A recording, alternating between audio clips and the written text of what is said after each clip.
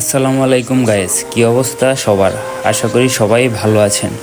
চলেন আজকে এক অসহায় নারীর জীবনী কাহিনী শোনা যাক।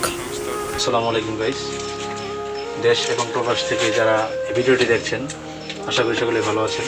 এই দেখুন, এই সপ্তাহে গরমের ভিতর এই অসহায় বৃদ্ধ মা জননী যেখানে বিদ্যুতের সংযোগ পাচ্ছিল না, আমরা সংযোগ করে দিচ্ছি।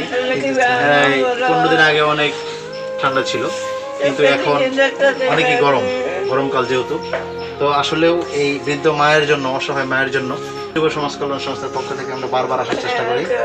এই অসহায় মায়ের জন্য আজকে একটা ছোট ফ্যান তার জন্য করে দিলাম। দেখুন মাটা কিভাবে কাঁদতেছে, আসলেও খুশির ঠেলায় সে কাছে, কেউ পাশে আসছিল না, আমরা আসছি এই কথা শুনে সে অত্যন্ত খুশি।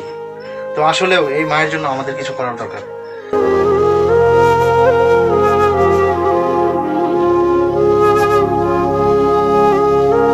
এসেছি, তাকে নগদ কিছু অর্থ দিয়ে যাচ্ছি যাতে সে অসহায় মা জননী সুন্দরভাবে কিছু খেতে পারে, সেই জন্য। আর আপনারা সকলে দোয়া করবেন যাতে এই অসহায় মায়ের জন্য আমরা থাকতে পারি এবং কল্যাণ সংস্থা মৃত্যুর পূর্বক্ষণ পর্যন্ত যাতে গরিব অসহায় মানুষের পাশে আপনাদের নিয়ে আমরা দাঁড়াতে পারি, এই দোয়াই করবেন। আসসালামু আলাইকুম ওয়া রাহমাতুল্লাহি ওয়া বারাকাতুহু।